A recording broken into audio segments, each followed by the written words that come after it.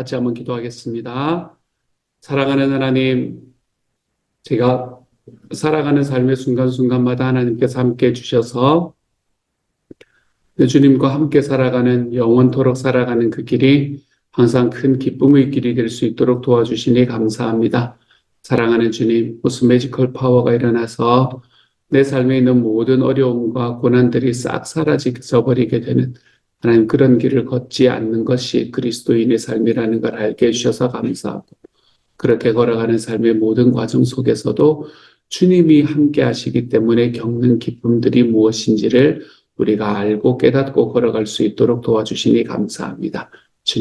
주님께서 우리가 이 세상을 살아가는 모든 과정 속에 필요한 것들을 채우시는 분이 내 아버지시오니 나는 주님의 소원을 좇아 살고 주님은 나의 필요를 채우시는 그 하나님의 사랑의 선순환이 우리 안에 가득히 일어날 수 있도록 주님께서 도와주옵소서. 모든 말씀 우리 주님 예수님 이름으로 기도드립니다. 아멘. 하나님께서 우리에게 주시는 말씀 함께 읽습니다. 열왕기하 4장 1절부터 7절까지의 말씀입니다. 열왕기하 4장 1절부터 7절까지의 말씀입니다. 우리 같은 목소리로 함께 읽도록 합니다. 같이 읽죠. 시작. 선지자의 제자들의 아내 중 한 여인이 엘리사에게 부르짖어 이르되 당신의 종 나의 남편이 이미 죽었는데 당신의 종이 여호와를 경외한 줄은 당신이 아시는 바니이다. 이제 빚 준 사람이 와서 나의 두 아이를 데려다가 그의 종을 삼고자 하나이다 하니 엘리사가 그에게 이르되 내가 너를 위하여 어떻게 하랴 내 집에 무엇이 있는지 내게 말하라.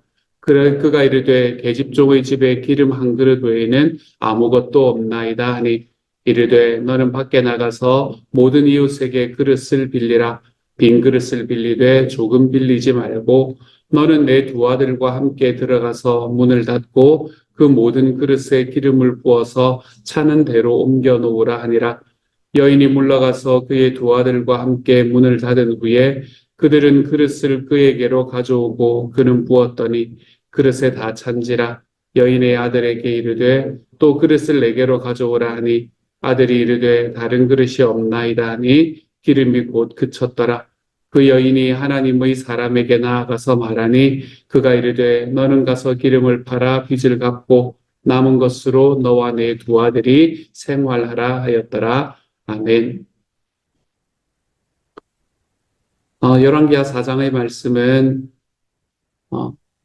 엘리사가 자기와 함께 있는 사람들에게 베푼 네 가지 기적들이 쭉 연결되어서 나오는 본문이 열왕기하 4장의 말씀입니다. 그 중에 첫 번째 오늘 말씀은 엘리사가 자기를 쫓아다니며 하나님의 선지자로 살고 있던 자기의 제자 중 한 사람, 하지만 이제는 이 세상에서 목숨이 다한 그래서 그 사람 제 남편이 없음으로 인해서 아버지가 없음으로 인해서 이 세상에서 살아가는 것이 너무너무 힘들고 어려운 그 가정을 위해서 한 일을 오늘 우리에게 이야기를 해주고 있습니다.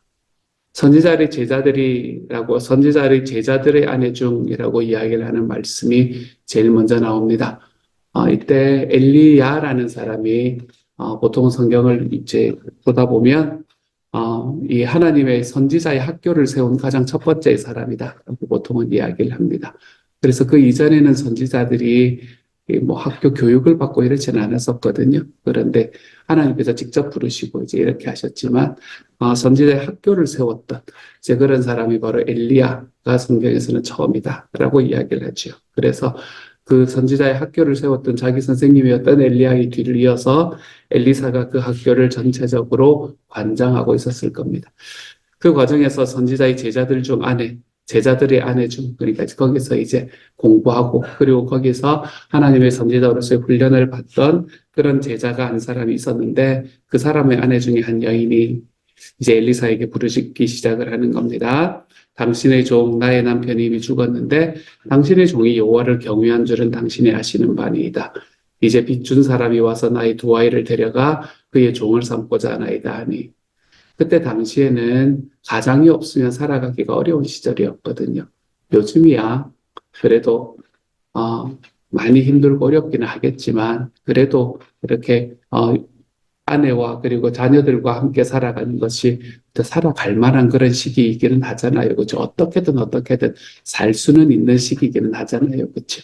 그렇지만 그때는 거의 불가능한 일이었습니다. 여인이 일난다라는 것도 불가능한 시대였고, 그리고 남편이 없게 되면 자기가 그 가족이 가지고 있는 모든 이 땅이나 아니면 모든 재산들이 이제 모든 재산들을 더 이상 가질 수가 없게 되는 그런 시대였거든요. 그렇기 때문에 이제 사는 게 거의 막막한 그런 시절이 바로 이런 시절이었습니다. 그런데 뭐까지 있었나 하면 빚까지 있었다라고 이야기합니다. 그렇죠? 빚 준 사람들이 와가지고 너희 남편이 너희 가족이 우리에게 진 빚을 너희들이 나에게 갚아라 라고 이야기하면서 너가 만약에 못 갚겠으면 네 아들을 내가 종으로 삼으마 라고 이야기를 하는 어, 어떻게 보면 참 마음이 아픈 그런 과정들을 겪고 있게 되네요. 그런 상황 속에서 그런 상황을 엘리사에게 이야기를 했더니 엘리사가 그에게 이르되 내가 너를 위하여 어떻게 하랴 라고 이야기를 하고는 근데 어떻게 보면 좀 차가운 이야기처럼 들리지만 차가운 이야기가 아닙니다. 뭘 해줄까? 이런 이야기입니다. 내가 뭐를 해줄까?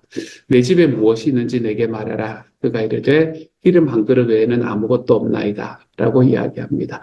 이 기름이라는 게 그렇게 비싼 기름은 아니었을 거예요. 그렇죠? 이 기름이라는 게 그때 당시에 기름이라는 것 자체는 좀 비싸긴 했었습니다. 당시에는 포도주와 기름이 굉장히 비싼 그런 물품 중에 하나들이었거든요. 그렇기 때문에 기름이 다른 것들보다는 비싼 그런 물품이긴 했었지만 빚이 있고 자기 아들이 팔려간다고 이야기하고 하는 그런 가정에 그리 막 비싼 기름이 있었겠습니까? 그렇죠. 하지만 그것 하나 외에는 우리 집에 아무것도 없습니다. 라고 이야기를 합니다.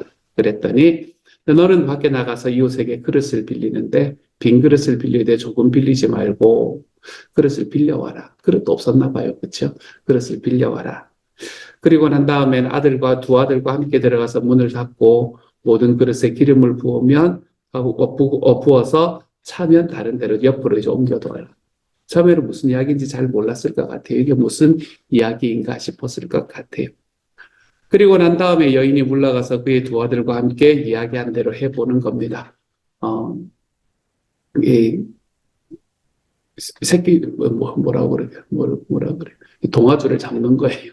뭐라도 해보는 거예요. 그래서 이제 두 아들과 함께 선지자가 이야기한 대로 문을 닫고 그릇을 그에게로 가져오고 그리고 아들은 그거를 기름을 붓기 시작합니다. 그랬더니 자기들이 가지고 왔던 그릇에 꽉 찹니다. 그러니까 다른 그릇을 가져와라 라고 이야기하니까 이제는 더 이상 다른 그릇이 없습니다. 라고 하는 순간에 기름이 딱 그치게 됩니다. 그랬더니 그리고는 이 사실을 하나님의 사람 엘리사를 이야기하는 거겠죠. 엘리사에게 나아가서 말하니까 너는 기름을 팔아서 빚도 갚고 남은 것으로 내어 너와 내 두 아들이 생활하라 라고 이야기를 합니다. 빚을 갚고 남은 두 아들과 함께 생활하라 라고 이야기하는 것으로 봐가지고 그렇게 많이 채워진 것 같지는 않습니다. 그렇죠? 생활에 필요한 정도 그 정도 살아가는데 어렵지 않을 정도가 채워졌구나 라는 것을 오늘의 말씀에서 알 수 있게 되죠.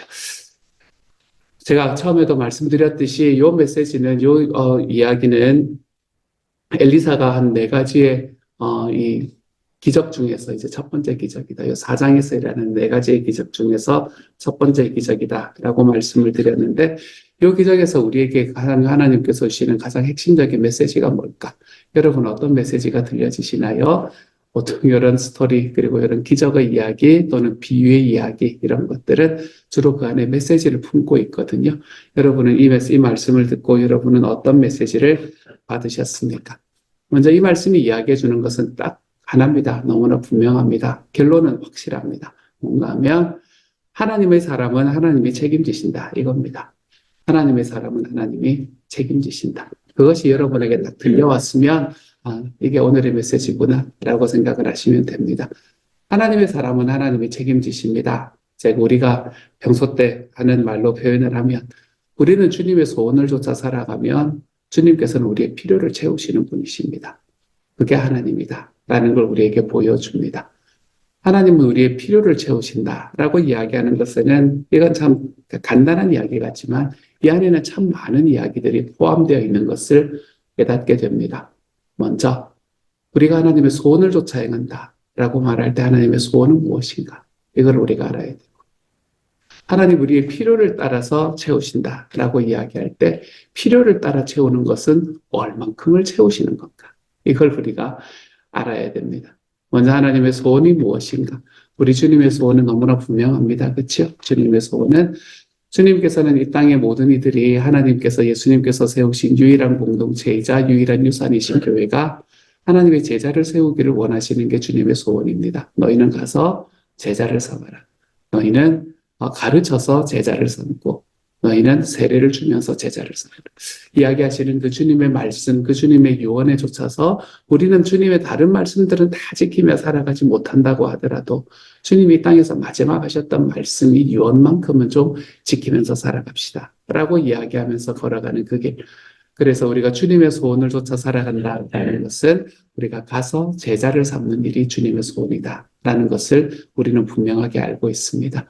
가서 제자 삼는다라는 말도 조금 그가하니까 좀 구체적이지 못하니까 우리는 그것을 풀어서 영혼 구원에서 제자 삼는 것이다 라고 이야기를 하죠. 그래서 우리 교회는 매년 시작할 때마다 왜 교회표가 있잖아요. 그렇죠? 우리 교회는 영원히 교회표가 그겁니다. 영혼 구원에서 제자 삼는 교회. 우리는 그런 교회를 만들어가는 것. 그것이 하나님께서 우리에게 주시는 하나님의 소원이다 라고 이야기할 수 있게 되겠지요. 하나님께서 우리에게 주시는 이 소원을 쫓아서 우리가 살아가 보는 겁니다. 이 소원을 쫓아서 살아가기 위해서 우리는 하나님을 알지 못하는 사람들과 자꾸 만나려고 그럽니다. 혼자 쉬는 게 좋지. 사람들 만나는 게, 그렇게, 그걸 좋아하는 사람도 있기는 하더이다마는, 어쨌든 좋겠습니까? 있지만, 우리가 주님의 소원을 이루기 위해서, 우리가 주님을 알지 못하시는 분들을 계속해서 만나보는 겁니다.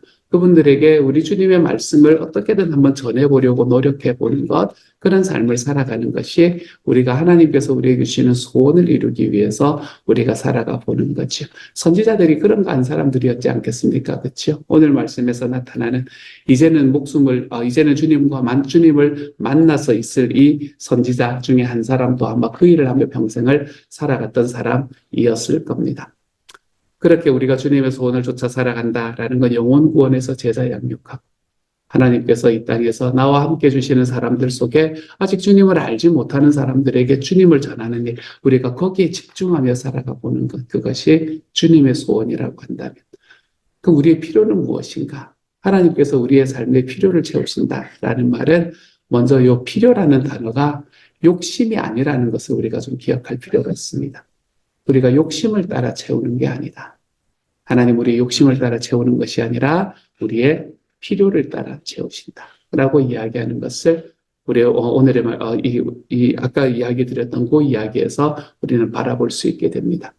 많은 경우에 우리는 하나님 앞에 기도하지만 무엇을 따라 기도할 때가 많나 하면 욕심을 따라 기도할 때가 많습니다. 여러분 우리가 기도에 대해서 딱 정리합시다. 기도는 딱 이렇게 정리하시면 돼요. 기도는 욕심을 따라 구하지 않는 것이 기도다 이렇게 생각하시면 안 됩니다. 그럼 기도할 게 없어져요. 기도할 게 없어요. 기도하기 너무 힘들어집니다. 이게 욕심일까 아닐까 이런 걸 어떻게 알아요? 아무도 모릅니다. 그러니까 기도는 하나님 앞에 하는 거예요. 그냥 내가 하나님께서 주시는 내 마음대로 기도를 하는 겁니다. 그렇지만 기도하고 난 다음에 하나님께서 그 기도에 응답하시는 것들을 주님께서 행하시는 것이라면 만족하며 살아가는 겁니다. 왜요? 주님은 내가 욕심대로 기도하던 대로 채워지지 않았다고 하더라도 나에게 주시는 모든 것은 하나님이 나의 필요를 따라 채우시는 거라는 믿음을 가지기 때문에 그렇습니다. 그러므로 기도는 우리가 하나님 앞에 욕심을 따라 구하고 나에게 채워지는 것이 필요를 따라 채우시는 분이라는 것을 내가 믿어드리면 되는 게 기도입니다. 그런 식으로 우리가 기도해 나가는 거예요. 그래서 기도를 좀 편하고 하나님 앞에 좀 쉽게 나아가되 주님께서 나에게 주시는 것으로 만족하며 사는 삶이죠. 이런 삶을 살아가 보는 것이 우리가 하나님께서 나의 필요를 채우시는 하나님입니다 라는 것으로 감사하며 살아갈 수 있는 삶을 사는 방식이 되는 거죠. 어쨌든 하나님께서 나의 필요를 채우신다라는 건 내 욕심대로 다 채우시는 것은 아니라는 것을 의미합니다. 나의 욕심대로 다 채우시지는 않지만 나에게 주어지는 모든 모든 것들은 나의 삶에 가장 필요한 것들로 주님이 채워주신다. 우리가 이것을 믿고 걸어가 보는 것. 그때 우리는 내 삶에 주시는 하나님의 응답, 그것이 어떤 응답이든 간에 내 주님께 그것으로 감사하며 걸어가 볼 수 있게 되는 겁니다. 딱 정확한 예가 예수님의 겟세마네 기도의 예지요. 예수님께서는 겟세마네 동산에서 기도하시면서 하나님 할 수만 있으면 내가 이 잔 못 마시겠으니 할 수만 있으면 이 잔을 내게서 옮겨주십시오. 얼마나 예수님께 죄송하지만 욕심이 가득한 기도입니까? 그렇죠? 내가 그 길을 걸어가야 되는 사명이 하나님 앞에서 분명히 있음에도 불구하고 하나님 내 너무 힘드니까 이거 못 걸어가겠습니다. 라고 하나님께 기도하는 솔직한 기도로 주님께 나아갑니다. 하지만 그 다음에 기도하셨던 기도가 하지만 주님의 뜻대로 해주십시오. 주님께서 나에게 채워주시는 모든 것들이 하나님께서 나에게 주시는 가장 최고의 필요라는 것을 내가 알겠습니다. 이걸 이야기하는 거죠. 그러므로 우리가 주님께 기도하고 그리고 기도한 모든 것들로 하나님이 내 삶에 이루어 주시는 것으로 만족하며 살아가는 삶을 선택하는 것. 이런 것들이 주님께서 나의 필요를 채우신다라는 것을 고백하는 사람들이 가지는 마음가짐이 되는 겁니다. 하나님께서 우리에게 오늘 말씀에서 이야기하는 것은 하나님 우리의 필요를 채우시는 것. 내가 뭘 할 때요? 내가 주님의 소원을 쫓아갈 때. 나는 주님의 소원을 쫓아가고 주님은 나의 필요를 채우시는 분이다. 우리가 이것을 하나님 앞에 좀 기억하고 걸어갈 때에 오늘의 말씀이 우리에게 주는 너무나 명백한 메시지를 잘 받은 그런 하루가 될 수 있게 될 겁니다. 주님이 여러분의 필요를 채우십니다. 그러므로 여러분의 삶이 일어나는 모든 것으로 제가 그냥 모든 것으로 라고 이야기를 하면서 퉁치고 넘어가기에는 어렵고 아픈 일을 겪어가시는 분들도 분명히 계시겠지만 사랑하는 여러분, 그 모든 상황 속에서도 주님께서 나에게 가장 필요한 것을 채우신다는 믿음을 우리 하나님 앞에 붙들고 걸어가 볼 줄 아는 하나님의 사람이 되어 가시기를 소망합니다. 그렇기 때문에 그 모든 삶의 상황 속에서 주님이 나를 가장 선한 것으로 채우고 계시는구나. 이 마음이 저와 여러분의 마음을 가득하게 채우기 때문에 우리 하나님께서 우리의 삶에 주시는 어떠한 삶의 상황 속에서도 위로받고 격려받고 우리 하나님 앞에 다시 한번 일어날 수 있는 힘을 가지고 걸어갈 수 있는 하나님의 사람이 되어 가시기를 우리 주님의 이름으로 축복합니다. 하나님께서 우리에게 주시는 이런 필요를 채우시는 하나님, 그 하나님이 우리의 삶에 역사되기 위해서는 오늘의 말씀은 어떻게 그 역사가 일어나는가라는 것도 우리에게 마치 하나의 모델처럼 보여줍니다. 이 말씀이 재밌지 않습니까? 2절에서 엘리사가 그에게 이르되 내가 너를 위해서 어떻게 해줄까? 그 다음에 하는 이야기가 내 집에 무엇이 있는지 내게 말하라 라고 이야기합니다. 하나님께서 우리에게 채우시는 필요를 채우시는 그 하나님의 기적과 같은 일은 나에게 없는 내가 하나님 앞에 가지고 있지 않는 무언가로 채워지는 게 아니구나라는 것을 알게 되죠. 내가 하나님 앞에 내가 가지고 있는 것을 드려낼 때, 말해낼 때, 그때 하나님께서 그것을 채우시는구나라는 걸 알게 됩니다. 너 집에 무엇이 있는지 내게 말해라. 기름 한 그릇 외에는 아무것도 없습니다. 기름 한 그릇 외에는 아무것도 없습니다라는 것은 이 여인이 가지고 있었던 삶의 고달픔이 그 안에 녹아져 있는 것 같습니다. 아무것도 없는데 요거 하나는 없습니다. 그 이야기입니다. 근데 하나님께서는 그것 하나 남았습니다 라고 이야기하는 그것을 가지고 그 삶을 채워주시는 종자로 삼기 시작을 합니다. 이제 먹고 죽어야 되겠다라고 생각하는 무언가를 하나님께서는 지금부터 그것으로 살아나가기 위한 삶의 종자로 사용을 해주시는 것을 볼 수 있게 되는 거지. 하나님의 기적은 내가 가지고 있는 것이 무엇인지를 알고 그것을 하나님 앞에 내어놓는 그 과정에서 시작이 되는구나 하는 걸 알 수 있게 됩니다. 이 말씀을 생각하면 또 한 가지의 이 스토리가 생각이 납니다. 그게 뭔가 하면 오병이어의 기적이지요. 예수님께서 이 땅에서 이루신 기적 중에서 어쩌면 십자가와 부활의 기적을 제외하고는 가장 큰 기적이라고 이 복음서의 기자들이 생각을 했던 이제 그 스토리 중에 하나가 바로 오병이어의 기적인데 그래서 모든 복음서에 다 나와 있는 거는 잘 없거든요, 여러분. 많이 없는데 오병이어의 기적은 모든 복음서에 다 나와 있습니다. 그래서 이 오병이어의 기적을 바라보아도 그 오병이어의 기적이 일어나게 되었던 첫 시작이 있었는데 그게 뭔가 하면 그곳에 나온 한 아이가 자기의 도시락을 가지고 왔다는 사실에서 비롯됩니다. 물론 예수님이 거기 계셨기 때문에 그 기적이 일어나긴 했었지만 그 기적의 첫 시작은 자기가 먹고 자기가 뭐 그렇게 가긴 하겠습니다. 뭐 큰 건 아니었지만 자기가 그래도 먹어야 되는 그 도시락 하나 가지고 나온 것에서부터 예수님의 기적이 시작되는 것을 우리는 말씀을 통해서 볼 수 있게 되죠. 하나님의 기적은 우리가 가지고 있는 것이 무엇인가라는 것을 알고 내가 가지고 있는 것을 주님 앞에 감사함으로 가지고 나올 수 있는 그때에서부터 시작이 되는구나 하는 것을 우리는 기억하게 됩니다. 그러므로 사랑하는 여러분, 하나님을 섬길 때에 우리 주님 앞에 헌신할 때에 좀 더 헌신하시는 것도 나쁘지 않습니다, 여러분. 하나님께서는 우리가 하나님 앞에 드리는 것, 그 하나님 앞에 드리는 것을 가지고 하나님께서는 기적을 일으키시는 분이시기 때문에 그렇습니다. 제가 생명의 삶을 하면서 제일 마지막에 하는 예화인데요. 혹시나 기억이 나시는 분은 또 들어주시기를 바랍니다.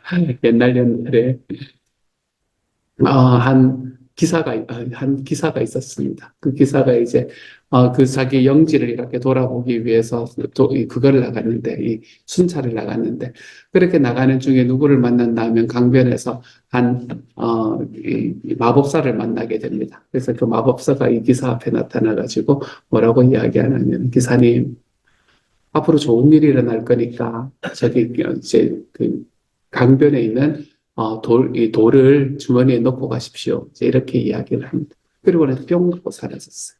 그렇게 사라지고 나니까 이 기사가 이제 반신반의했겠지요. 그렇죠? 그리고 좋은 일이 일어난다 그러니까 주머니에 하나씩 해서 돌을 넣어서 주머니에 자갈을 하나씩 이렇게 집어 넣었습니다. 그리고는 길을 쭉 걸어가고 있다가 갑자기 자기가 겪었던 스토리가 기억이 난 거예요. 아까 마법사가 그렇게 말했는데 어떻게 됐나? 라고 생각을 하면서 주머니에 있는 아까 넣어놨던 돌을 이렇게 탁 꺼내서 보니까 돌이 뭐가 되어 있어요? 돌이 금이 되어 있어요. 그랬더니 기사가 했던 일이 뭔가 하면 막 웃다가 막 울었답니다. 왜 웃었을까요? 돌이 금으로 바뀌었으니까 웃었겠지요. 얼마나 행복했겠습니까? 왜 울었을까요? 좀 더 넣을 걸. 좀 더 넣을 걸. 내가 좀 무겁다고 하도 이럴 줄 알았으면 좀 더 넣을 걸. 주님께 헌신하는 게 그런 겁니다. 주님 앞에 헌신한다는 게 그때는 좀 무거워집니다. 주머니에 돌을 넣고 걸어간다는 것이 뭐 그렇게 막 가볍지만은 않습니다. 편하지만은 않아요. 하나님 앞에 헌신한다는 것은 어쩌면 좀 불편한 일일 수도 있고 좀 무거워지는 일일 수도 있습니다. 하지만 하나님께서는 그 모든 것들을 하나님의 상급으로 바꾸시는 분이다. 그러므로 나중에 우리가 주님의 나라에 가서 좀 더 헌신할 걸 이렇게 이야기하면서 우리의 마음을 치며 걸어가는 것보다 지금 하나님 앞에 좀 더 헌신하시는 것도 괜찮습니다. 우리 주님의 소원을 좇아서 오늘 한 사람 더 만나보는 것도 내가 한 번쯤 더 카톡을 해보는 것도 괜찮습니다. 내가 한 번쯤 더 요즘 식사는 좀 비싸서 티 한 잔 더 사드리는 것 괜찮습니다. 하나님께서 주시는 그 소원을 조차 우리가 하나님 앞에 걸어가는 이 헌신에 우리의 발걸음을 좀 더 나아가 볼 수 있는 하나님의 사람이 되기를 소망합니다. 오늘의 말씀에도 그 이야기가 나오잖아요. 다 채우고 난 다음에 그릇 더 가져가라. 그릇이 없습니다. 그때 얼마나 아쉬웠을까요? 이 여인이, 그치? 얼마나 똑같은 이야기 하지 않았겠습니까? 좀 더 필요할 걸, 이런 생각 하지 않았겠습니까? 그치? 하나님 앞에서 우리가 살아가는 과정 속에 주님은 우리가 가지고 있는 모든 것들을 채우시는데, 나의 필요를 채우시는데 부지런한 분이십니다. 그러므로 그 하나님 앞에서 그 주님의 소원을 좇아 살아가는 우리의 발걸음에 조금 더 하나님 앞에 헌신하며 걸어가는 삶을 선택하는 것도 얼마나 행복한 일인지 모릅니다. 그러므로 사랑하는 여러분, 두 가지를 말씀드립니다. 먼저 하나님께서는 내가 주님의 소원을 좇아가고 주님은 나의 필요를 채우시는 분이시다. 이것을 우리가 좀 믿어드리며 살아가십시다. 두 번째로는 우리 하나님께서 우리에게 주시는 그것은 내가 가지고 있는 무엇인가에서부터 시작이 된다. 그러므로 주님 앞에 내가 가지고 있는 그 무엇인가를 좀 헌신하며 걸어가는 길을 선택해 보는 것도 하나님 앞에는 큰 기쁨과 만족의 길이 될 것이다. 우리가 이거 두 가지를 기억하고요. 우리 주님의 소원을 쫓아 살아가는 이 길에 우리의 마음과 우리의 삶을 좀 두고 걸어가 볼 수 있는 하나님의 사람들이 다 되어 가시기를 우리 주님 이름으로 축복합니다. 같이 한번 기도하도록 하죠. 사랑하는 하나님, 우리의 VIP를 놓고 하나님 앞에 기도하는 우리의 기도가 쉬지 않는 하루가 될 수 있게 하여 주십시오. 내가 예수 믿고 살아가는 것, 내가 그냥 교회 생활하고 하나님 소위 교회 생활하는 것으로 그냥 만족하고 살아가는 것. 주님이여, 제가 그러한 삶을 선택하지 않도록 주님께서 도와주시니 감사합니다.